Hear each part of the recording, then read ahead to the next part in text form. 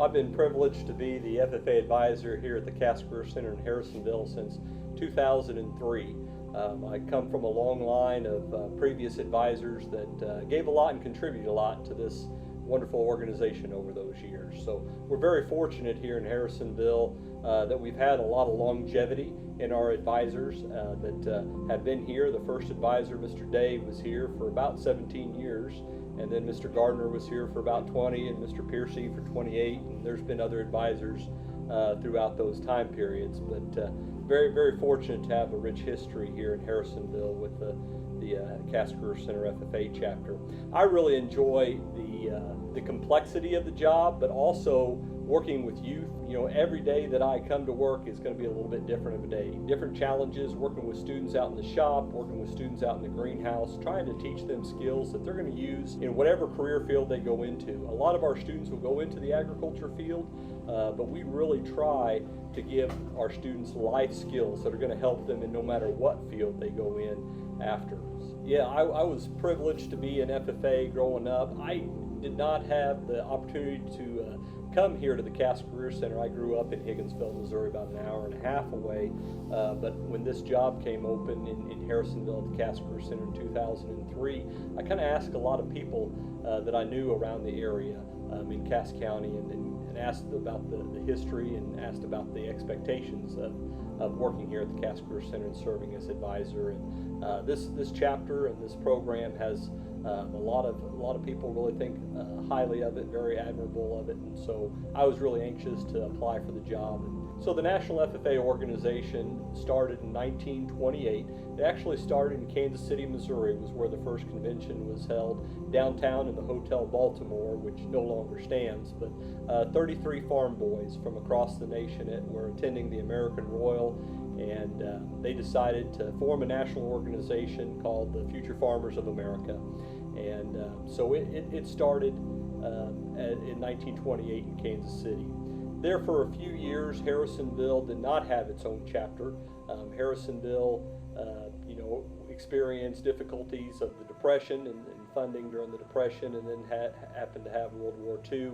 But after World War II, there was a strong push throughout Cass County to have a program open to farm boys in the county, so that way they can kind of develop their skills and advance the field of agriculture. So in 1949, Harrisonville hired Bill Day. Bill had been a former ag teacher in southeast Missouri, and he had married a local girl, Verda, and they were farming, I think, around East Lynn, and the community had talked Bill into becoming the ag teacher and hiring him and starting a vocational agriculture program here at Harrisonville. Grew that program, and the original program was over at where the middle school stands today.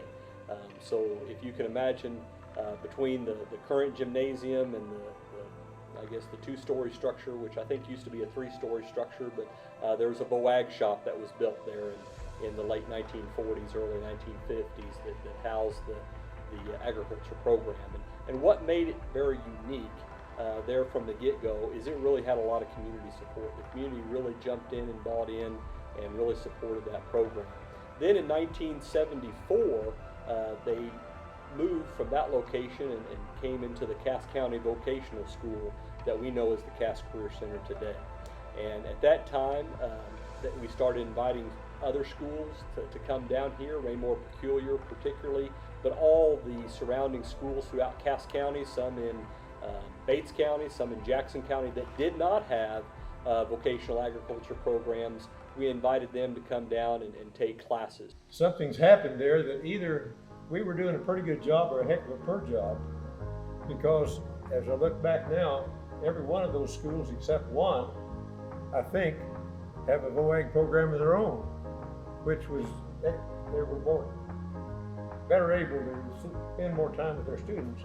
At that time when we started, we took those students from the school that had a VOAG program of their own, and they come along pick, and now of those 7 schools, I think Rayback is the only one who does not have a VOAG program. The National FFA organization was established in 1928 with the desire to develop leadership skills amongst farm boys throughout the country. And that's what the focus was back in those days, is you had to come from a farm and you had to be a boy. Girls were not allowed at that time, and people, if they lived in town, were not allowed to be in vocational agriculture classes at that time.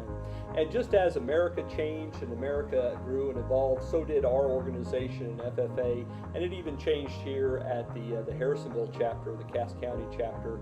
In the late 1960s and early 1970s, girls were first allowed to join, and they were allowed to become members of our organization. That was a big question of things when the girls came in. I scratched my head. I did a few dumb things along the way.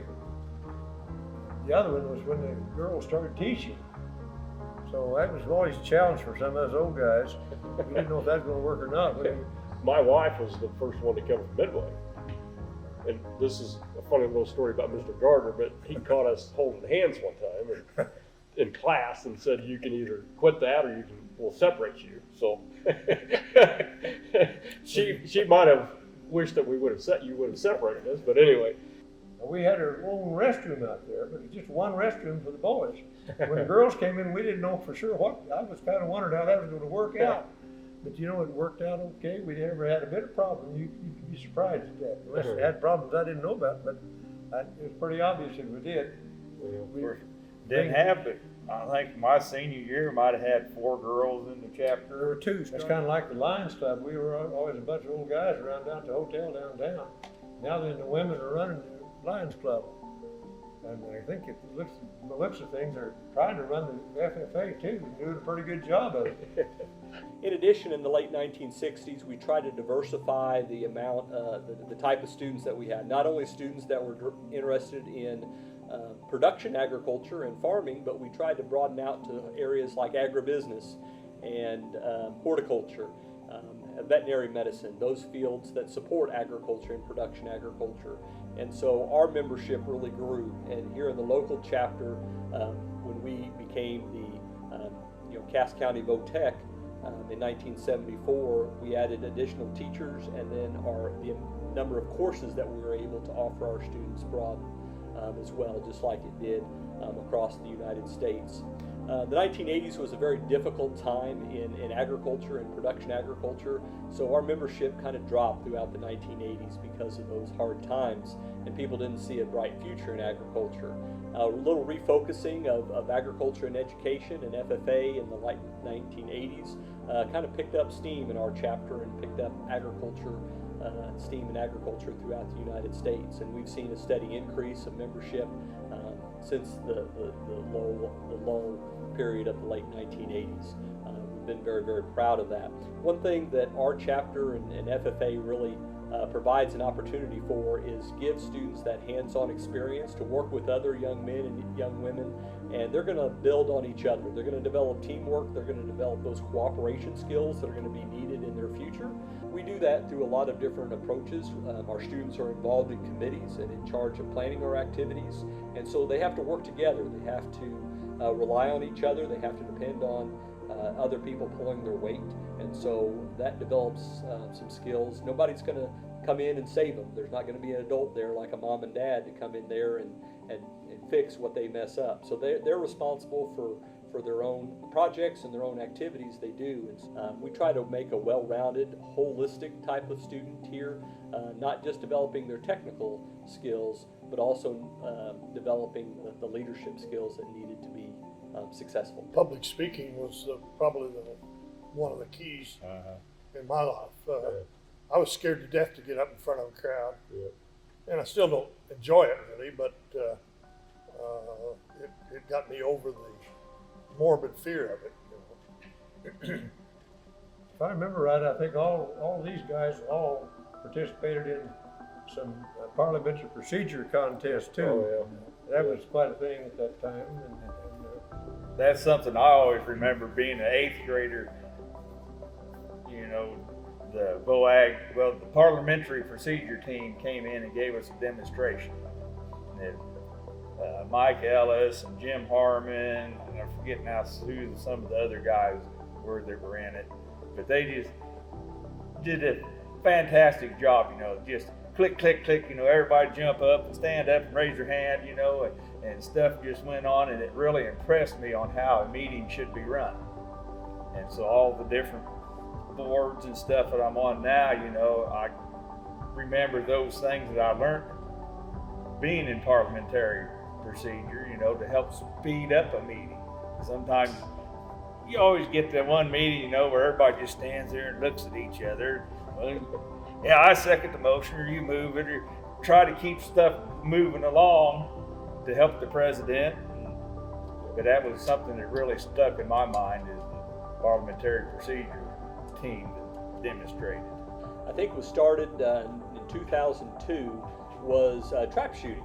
And so, working with guns and hunting has always been popular amongst our members.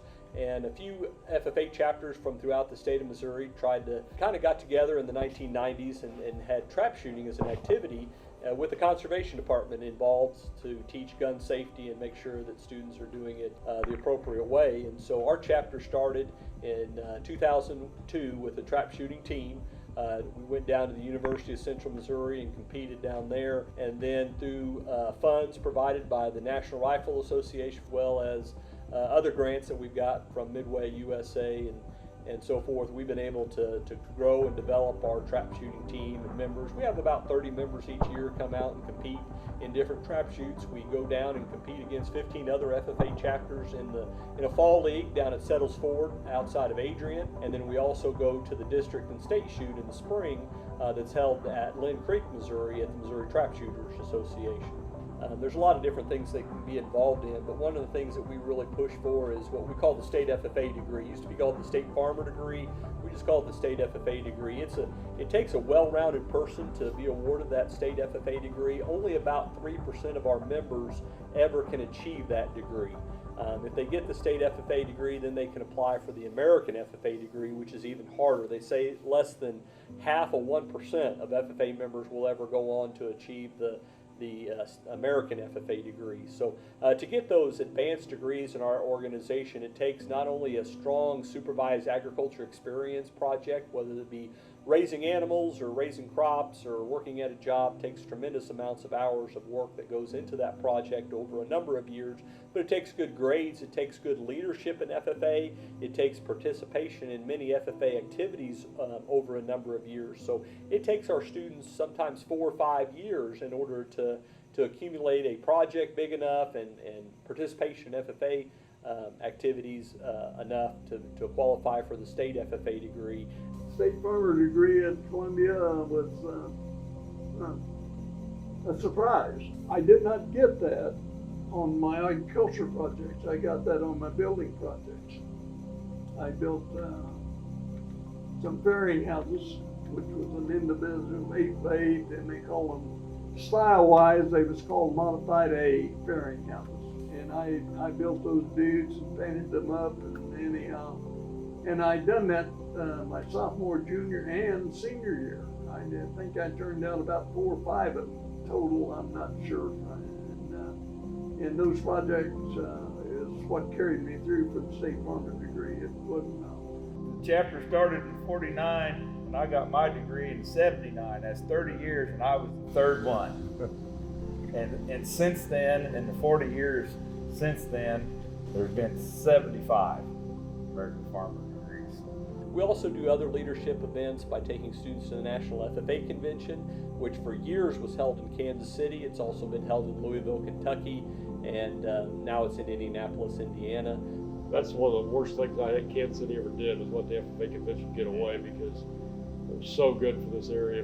You could take a lot of kids up there, and it was probably, how long was the convention? A week? 4 or 5 days, and you could take a lot of kids up there, and kids now get the experience, but not near as many as we could back then, because that was quite a deal to get to go to the national convention and see the Blue Jackets from all over, and the whole downtown was just full of Blue Jackets, and I don't know what Kansas City was thinking when they let that get away. I never did understand why they moved it out of Kansas City, but I know there had to be a reason. And the Blue Jackets, when the Blue Jackets hit Kansas City, it was on the news and everything. it was just a good thing for the area. Bill Day seen that those of us that were officers in the chapter to the convention, and that was a soul-stirring thing for me to see people that was only 3 or 4 or 5 years older than I was, and how proficient they were in running a convention. Agritourism is huge, and that's a opportunity here in Harrisonville for sure, because we can have all kind of people come in from more urban areas to come learn about what agriculture and agriculture education are. One of my former students, Matt Moreland, runs Red Barn Ranch here in Harrisonville, and one of the great things about going to Red Barn Ranch is you're getting an agriculture education lesson when you go out there, because every one of those activities relates something back to agriculture, and so you're learning as well as having fun with your family. And so I really applaud the Moreland family, and Matt in particular, about taking that charge on leading and educating those people that are coming from those urban areas who don't understand where their food comes from. Somewhere along the line, he seen some things when he was out and about, and he got to thinking, Matt is a sharp fellow when it comes to getting you out there. I never thought I'd want to go see a pumpkin patch, but I did. Dad never talked a whole lot about it. He regrets he joined the Army after a couple years after high school, and had his FFA jacket with him, and it got stolen. So he never, when I got mine, he was sad because his had gotten stolen, so he couldn't show me his like I was showing my grandkids and everybody. I've still got it, don't fit anymore. But really, but he was very pro FFA, go ag. He really liked to help kids, with projects, and really pushed go ag and FFA, especially the leadership part of it. Kind of little bragging we've had, counting. Dad was the first president, I was president, my daughter was president. I've had 3 nephews president of the chapter. I was area president, and now my grandson is area president. And so a lot of leadership in our family. And then I've also got grandkids in Putnam County, and I've pushed them, trying to get them into leadership roles, and had two granddaughters up there in FFA, and one was an officer and one's just a sophomore, so they'll be a juniors. So she's trying to get her to be an officer, but their dad was also in VOAG and FFA up there, so it's kind of a tradition up there, along with his dad. So. We're very blessed to be a part of the Harrisonville and Cass County community that supports agriculture and supports the future of agriculture and youth in agriculture. But when students enter our program, we want them to feel welcome. We want them to feel like they belong. Even if they don't come from a traditional agriculture background, we want them to feel like they're valued and they're very important here. I think that develops some hard work and determination in our students. It develops goal setting. They have goals that they want to try to achieve for and work towards, which are very, very important. And then the work ethic that it takes to accomplish those. It was hard work. Just like anything else, you got to put a lot into it. If you're going to be a chapter president, you got to be on the ball. You got to plan ahead. I just feel like that the FFA organization has a tremendous amount of pride in it, in the creed, in the opening and closing ceremonies. It just is inspiring. Our adult leader was Raymond Hagan, who I hold in probably as high an esteem as any human being. He was just a wonderful guy, and he helped us. He was our head of our officer team, and we did a goodwill tour, and one of the places we ended up was at Excelsior Springs at the Elms Hotel, and they did the salt massage for us all. But Ray, he got a special girl and got a special massage, and we always kind of wondered how that worked. But yeah, the business associates that we met on our goodwill tour were so appreciative of, I guess you would say, upstanding young men. A lot of them appeared to be expecting, I won't say average, but maybe below average hoodlums. And here these guys were very adult, very mature for their age. And I really made some real good friends with business people in Kansas City and Sedalia and different places. The president was Keith Bodenhausen, who I still meet with once in a while. In fact, we were together last summer. Lives up at Gower. He ended up being a banker, but and several of the other officers, we've gotten together a few times and brought back a lot of old memories. I know back when I was on the officer team, I think we had 400 acres of corn, something like that. And the last meeting we went to, we had about 6,000. So we've all changed a little too. But that was the Goodwill Tour was one of the highlights of my state officer deal. And he went on, he was my supervisor throughout my whole career of teaching, except for the last 2 years. And he retired. And when he was working, he'd work day and night. I mean, he'd come by, he may come by to see you at 6 o'clock or 8 o'clock at night or whenever it might be. He was gone all the time. He never took the time off. You never knew him to take a vacation. After he retired, he broke loose, went to Mesa, I guess to see Dwight, probably, Mesa, Arizona, and started going out there in the wintertime, and then he just stayed all winter. And he kept that up until he was almost 100 years old, and he was unable to drive anymore. They didn't like him driving, and so he moved back to Joplin with his daughter and lived there until 102 when he died. Well, He hiked the Grand Canyon top to bottom when he was over 90. Yeah, his rock hound. Yeah, he was. He liked to do rocks. Yeah, he was a fine gentleman. But he also was the president of the school board in 1957 when the district decided to close down the district and join consolidated schools. And the district was District 92. Part of it was in Grand River Township, part of it was in Dolan Township, and the north part of it, if my memory serves me right, was in West Peculiar Township. It was a pretty much heated meeting with the community, and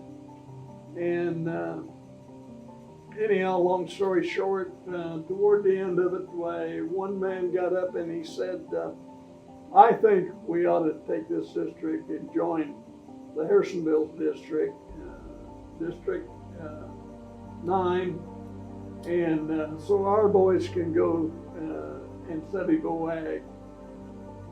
And I recall another man getting up and he said, well, why in the hell would you want to send your son to school to learn how to starve to death? I know that there has been some very, very successful people that's come out of this ag class. And I don't know the one of them that has starved to death. But when you hear somebody say something like that in a negative way, and then you see the success and you see what's on the walls around here, it just kind of hurts.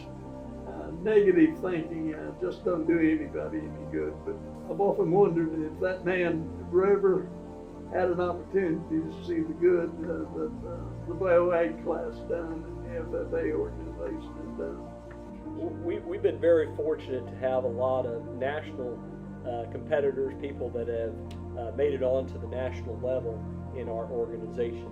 I think one of the Ellis boys from the 1970s made it in public speaking, and we had an ag mechanics team about 8 or 9 years ago that had some Morelands and Jarrett Craig and Jacob Irwin on it, and they got 4th at nationals.